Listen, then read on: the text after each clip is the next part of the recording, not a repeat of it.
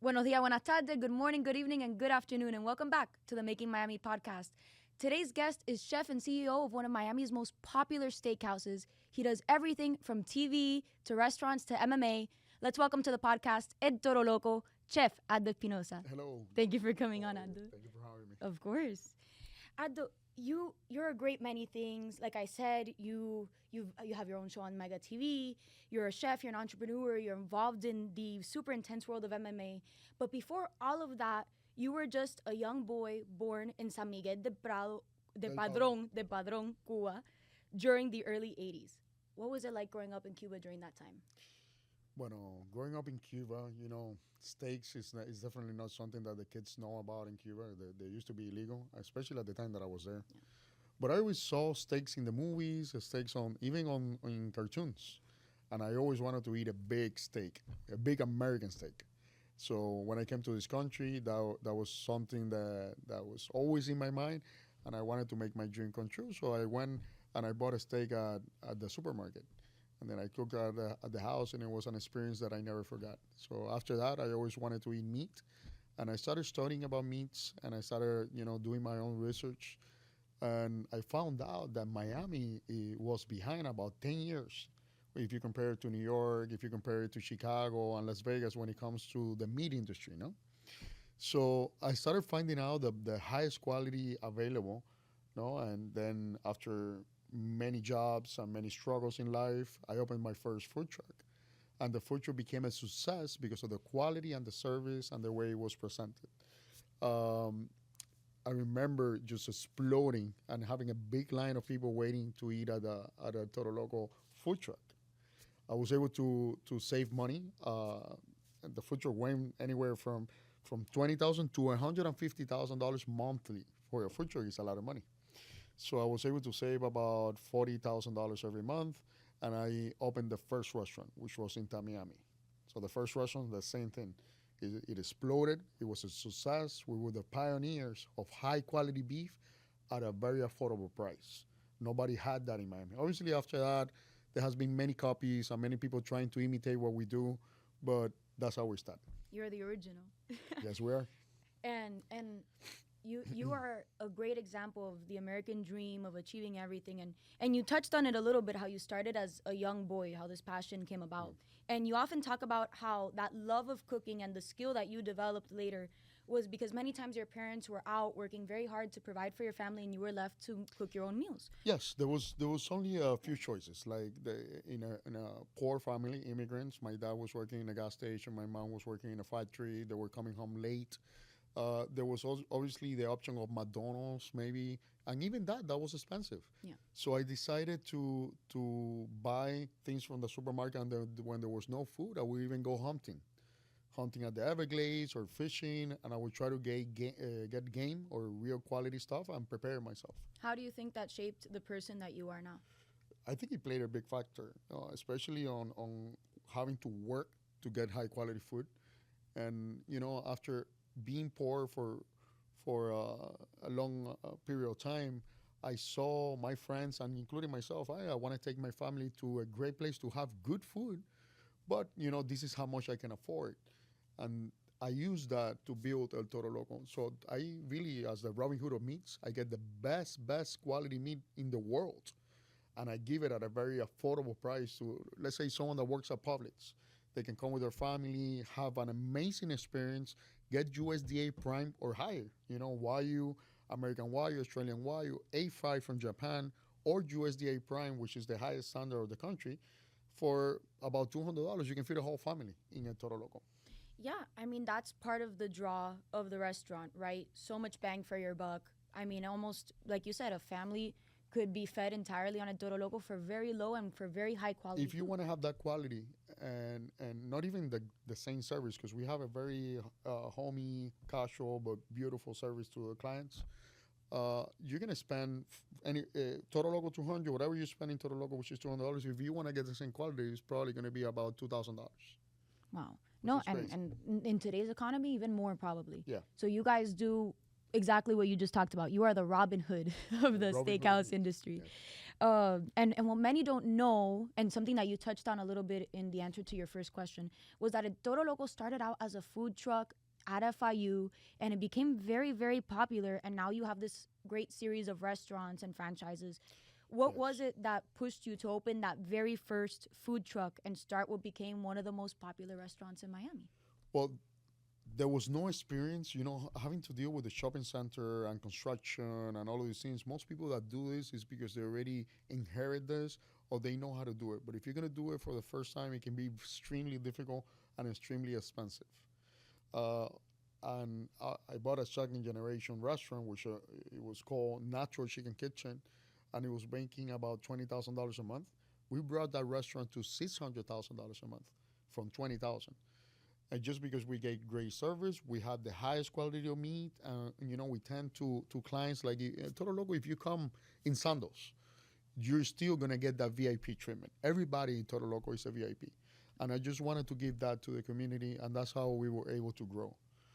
From the first restaurant, which was in Miami, then Westchester, Kendall, Little Havana, Hammocks, Doral, the Ranch. The butcher shop, yes, the fighting company, the TV show, which is every day, 10 to 11, Mega TV, Monday to Friday. Yeah, Yes. the empire that you're building out day after day. Now, not I saved it for last, but having the distribution center is what gives me the same amount of quality, the same consistency to all the restaurants at Toro Loco. So we have our own distribution center. We make sure that we receive everything at the distribution center without middle people.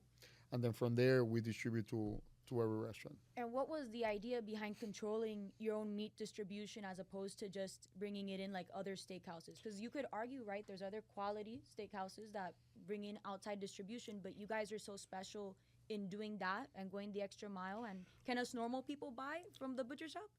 Yes, that's something very interesting. Yes, you can go to the butcher shop, and it's going to be a boutique. And yes, you can buy everything from your house, from meat to eggs to milk, from ham, cheese, everything you need. But the distribution center gives the freshness, consistency, and that's the reason why we can afford the prices that we give the customers.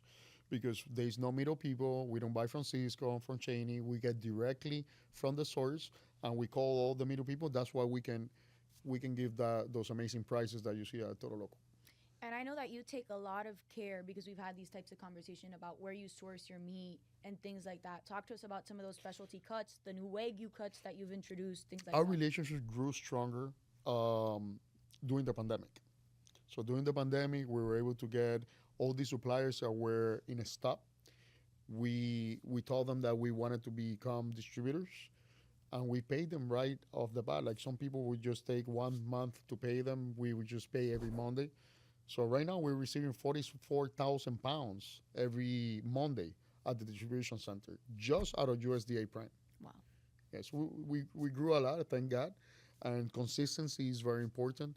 When you have your own distribution center, you know what you're getting and you know what you're giving your restaurants. If you're trying to buy from outside people, then you know that sometimes they have this product, sometimes they have another product, and there's no consistency. 100%. And even there's almost like fake meats, right? Because people will say something is USDA Prime or they'll say it's Wagyu and it's not. But you make sure that's not the case. No, no, of course not. Of course not. I mean, that's our pride. Yeah. That's how people you go to haven't you been to a restaurant and one day is great and then another day is not good? Yeah. And Toro Loco is always the same. We have USDA Prime as our base with the specials. We have Snake River Farms for Wagyu, and we have 2ER for the Australian Wagyu, and we have Miyazaki, which is always Miyazaki A5 from Japan as the highest quality, Yeah. But right now, after experimenting with so much meat, I started going up from Wagyu to A5, and now I'm back into Prime. I enjoy Prime more than any other meat. Really? Yeah. Why is that? It's American, it's Black Angus, it's consistent, it has the right amount of marbling inside, not so much as the A5. So I can eat that daily. The A5 maybe once every 15 days, but I eat a USDA Prime every day. That's great. And now we mentioned, right, Toro Loco. I know you're always there too. Yes, I am. I eat a lot from your Westchester So tell location. me one plate that you like. Okay, I really like. Well, I'll tell you several plates I like. I really like el churrasco. I always order churrasco. It's just one of my favorite cuts of meat. Your fillet is great, but apart from that, you guys have really good sides. I really like. I could eat an entire order of the pork bellies myself. I could have an entire I know you can truffle eat a mac and lot. cheese. I can eat a lot. um, but the pork bellies, the By the truffle way, mac and cheese. you have a gray hair day today. Thank you. Yeah, I you look tried. very fit. Yeah. But what was I saying? The chorizos, they're really good. I love those. Those are a good snack. To me, it's all about Everything. red meat. great. I'm a red meat eater. Yeah. Yeah, if I can have red meat, I'm gonna avoid chicken and I'm gonna avoid pork. I'm just gonna be about the steaks. Although you guys do everything great. I mean, you even have tacos, you have fajitas, you have We chicken. have a big variety of tacos. We have the A5 tacos, we have the prime entraña tacos, and then we have the churrasco or picaña tacos. It's a big variety. Yeah, Yeah. and they're a great appetizer. Sometimes I even have it as a main. But now Toro Loco is everywhere. Like I mentioned, you have the Westchester location. You talked about the Little Havana location right in the center of Calle Ocho, in the heart of everything. You have the hammocks. But now you have this new expansion in Doral and a Toro Loco Express on US 1. Talk to us a little bit about that. It's gonna be the first Toro Loco Express. The first Toro Loco Express is like bringing back the roots of our Toro Loco. Remember, I started with a food truck, and I believe that the people want that. They need that. If you just have 30 minutes, you don't want to worry about parking, you don't want to worry about tips or anything like that. You just go straight to a Toro Loco Express. You get this high quality meat. You pay for it. You get it really fast. You can take it home. You can eat it there. You can go back to work, or you can take it to your kids at home. So it's very convenient. And I want to bring that back from the food truck, but in a restaurant and really fast, but high quality and affordable. So that's why Toro Loco Express was created. And is it a different menu? One might think Express and think that it's a more limited menu. It's a more limited menu. It's true. We're not going to have the Wagyu beef. We're only going to focus on USDA Prime. But remember, if you go to Chipotle, for example, that meat has no grade. So you're not, the grades are no raw, utility, standard, select, choice, and prime. We're going to start at the highest of the country, but still going to be considered fast food. Yeah. So you're getting fast food, but high quality, the highest quality, and you can get it in less than 2 minutes. Yeah. And you can pay the right amount of money. You don't have to worry about tips or anything like that, and take it home. That's It's a great concept. And you brought up a really excellent point, which is that we go to McDonald's all the time. We go to Chipotle. You we spend go to the these same things. amount of money, but you're not getting the nutrients. I think, people are very knowledgeable now about the protein intake that they have. Yeah. They're working out and then doing all these things. They're doing their own research, and they have found out that beef is the way to go. Now, if you see a few years ago, there was, I can't believe it's not beef, and all these vegan, The Impossible Burgers. the impossible burgers. And, at the end of the day, everybody figured out that that was a lie. Yeah. Everybody figured out that that was not good for your health. And the meat is the way to go now. So there is one problem. Everybody wants meat. What happens to meat? Shortage The of prices go up Yeah. because there is a shortage of meat. Yeah, so unfortunately, in the future, I see the prices of beef going high. Yeah. Yes. And in all of that, I'm sure that you'll still be able to maintain that amazing quality, the great prices. Because we cut all the middle people, the answer is we are always going to be the most affordable choice with the highest quality. It's a direct distribution. I mean, it's super intelligent, and it's a classic business strategy because you even see it historically with the Rockefellers, right? What did the Rockefellers do? They mainstreamed everything, all the lines of production, so that they were able to deliver the fastest, cheapest product and create the dominance that they had over the industry. So it just goes to show the amazing thought and energy that's being put in by you, by Yessi, by the rest of your team, by everybody working in at Toro Loco. And so talk to us a little bit more about the Doral location. The Doral location. It's been almost 2 years in the making. It has been a long trip, but it's in a great shopping center. You have Ross, Marshalls, you have the USC gym on the top, and everybody has to go like through Toro Loco to get to those locations. And I think it's right in the middle of 87 Avenue and 36th Street. I think it's going to be great. We're going to be full from the beginning. We're going to do a grand opening like we do always. You're invited. And I think that place is just going to make great business from the beginning. I'm very proud of it. Yeah, Yeah. I'm sure you are. I mean, you guys are doing great. And you know, you once said something in an interview that really caught my attention. And I'll translate it for those who don't speak Spanish after I say it. But you once said, Dale, que that your vision for Toro Loco, the concept behind all of this, was that you wanted to darle a la comunidad una vista diferente de lo que es la cultura cubana. Que también podemos tener carne de calidad, buen gusto, y atender a los clientes con humildad. For those who don't speak Spanish, that he wanted to give the community a different view of what is Cuban culture, that we too could have great quality meat, great taste, and serve with humility. Well, not only as a restaurant, but also the TV show is around that. I remember all the TV Cuban shows were kind of with bad words and things that I didn't agree with, yeah, achievements and things of that kind. So our TV show is based only on um, going forward, presentations, great interviews. Nothing. We never talk bad about anyone. We never point the fingers at anyone. I remember just once we did that only once with a person that was attacking the show and the brand in particular. But apart from that, we never try to feed on the pain of others, and we want to show that our culture can have class. I can have just like you're Cuban American, and this is the way you present yourself. You present yourself like a lady. You present yourself with dignity and very classy, and that's one of the reasons why I'm very proud of you. And that's why I'm here. Thank you. I wanna support you, and I think you're great. But defending our culture and the good side of us is something that we should have that as a purpose. Yeah. I mean, there's so much about the Cuban community, right? That people often forget. When Cubans first started coming to Miami in the 60s and 70s and even in the 80s, Miami was a very different place. When my dad got here in 1969, all of Miami, as he would put it, looked like Homestead. And it was all Caucasians and Jews. And it was different. And we had to start over and we built businesses. And in many ways, we built what is Miami. And it was because of what we did and because we welcomed everybody else that now we have this beautiful multicultural tropical paradise, because we made this a place where Spanish is not an extra language, it's the norm, and where other people could come in from places like Venezuela and other countries in South America and even Europe and say this is home and feel welcome. So our community has done so much work, and I think it's so great to have wonderful programs and businesses like yours, that there are people that are here, that they love this community, they've built everything with their two hands and they promote them. Yeah, well, I agree with everything you're saying. I have a couple opinions. My show is Republican. We support the Republican community. I remember we were helping with the campaign of Trump as much as possible. I feel somehow a little bit betrayed by his comments about Cuban people. It's not something that I agree that he's doing. Obviously, we gotta stay Republican, but as all the Cubans, or especially Cuban Americans.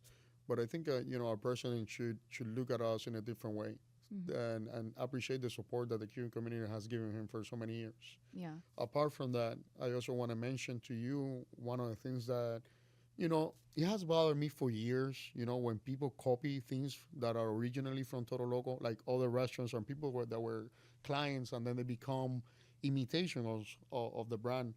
But you know what? At the end of the day, it represents that we're doing something good. It represents that we are the example for them.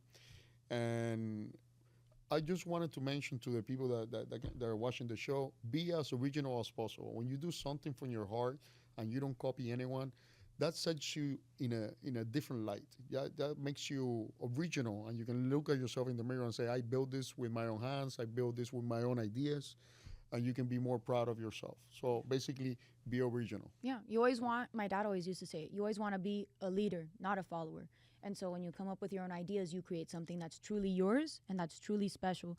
And going back to like the original question, how do you feel that as you grow and you expand, you take that vision that you had talked about before and you apply it to everything that you're doing going forward, like with the new locations and other ventures?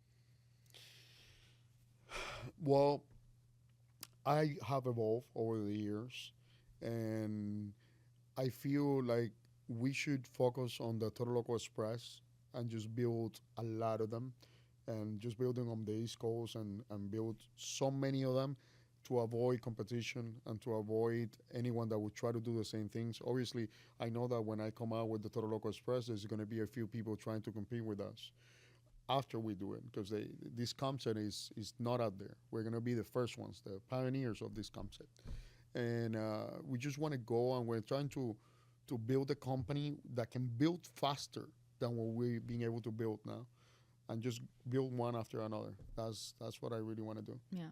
It's the true expansion businessman mindset. And pivoting over to something a bit more niche and very Aldo like, a very different sector. Before you even had the TV show, you'd been involved with MMA fighters. You're really involved with them. I know you are. Yeah, I have two titles. Yeah. It's actually BKC now, bare knuckle fighter. So there's not even little gloves. There's no gloves. Oh. You're invited now, December 5th. Christy is fighting, and one of my fighters, Ernesto, is fighting as well. And I would love for you to go. Okay. See if you can make it. Let's do it.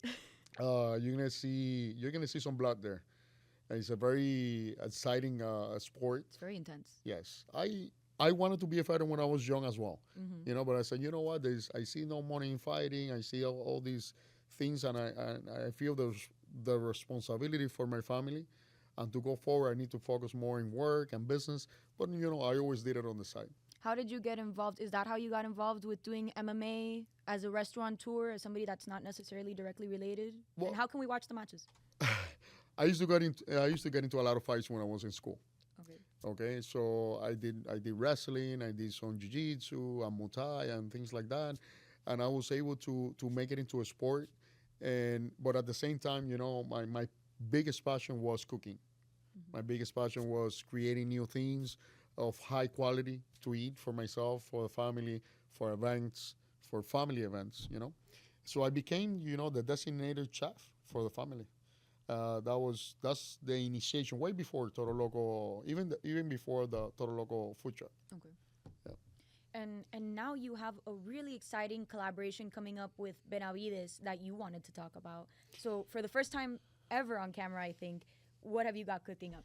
Okay, so we are in the legal process of becoming partners. We are going to be building bags and gloves and everything made out of leather, high quality leather. I see this product being in the whole world, in all the gyms, the houses. This high quality product is very Instagrammable.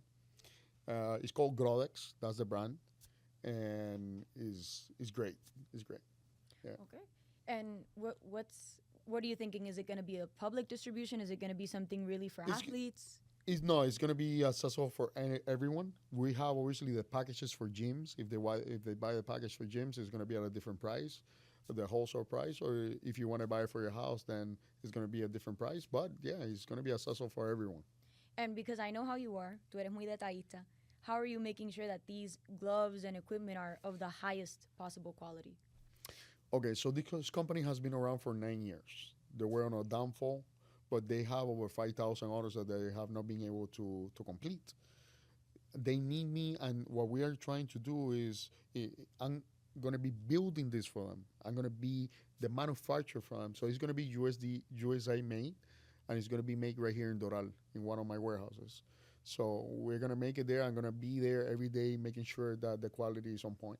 Well, that's amazing, and I think it's the best thing that you could do, especially for this area. Yeah, if you buy equipment, boxing equipment, it all comes from China or Pakistan. You know, this is going to be not only the highest quality with the highest material, but USA made, which is at another level. Yeah, it's American made. It's amazing, high quality products, and it's going to be accessible to everybody who needs them. And so for my very last question today, because I mean we've talked about everything. We've talked about fighting, the TV show, the restaurant, your journey. You know, what do you want people to think of when they think about Toro Loco and all the different enterprises you're pursuing? What do you want your legacy to be? It's like a big kid's dream. You know, I always wanted to achieve big things in life. But what better way than to share this with my family and share this with my people and my employees? I think I'm very proud of El Toro Loco. I'm very proud of being the cleanest, the nicest place that you can take your family with the highest quality. I can't stop saying it because it's true, and I feel it. That's where I eat. I eat at Toro Loco every day, and I feel like I'm 100% safe eating there. You know, restaurants right now, they are not up to the highest standard. But Toro Loco is being held to a higher standard, even with my inspection program. I don't know if you remember, I told you Yes. where I send inspectors to my own restaurants to make sure that everything is on point, clean, on with dates, fresh, and the right way for everyone. No. And not just that, but you make sure that your franchisees, if they are not up to par, you punish them and you make sure that the product stays in line. Yes, we can even give a fine if they don't comply with the rules and the way everything has to go through. But at the end of the day, that helps them be better and more consistent. No, I bring it up because I think it's very needed. A lot of the problem that you have with chain restaurants sometimes is that the quality is so inconsistent Imagine if we across can give the locations. commissioners a fine when they don't do things the right way. How about that, huh? I know you worked there for a Yeah. long time, and you know everything I too know, I about know. things that are right and things that are not. I know a thing or two, and I think that proposition would scare a lot of. Yeah, and I mean, getting back to everything, right? This podcast to me, I think, has been very inspirational. You have a fantastic story, and I thank you so much for coming on to the podcast, and everyone else for watching. It out has at been a home. pleasure. Thank you. Okay, thank you, Josie.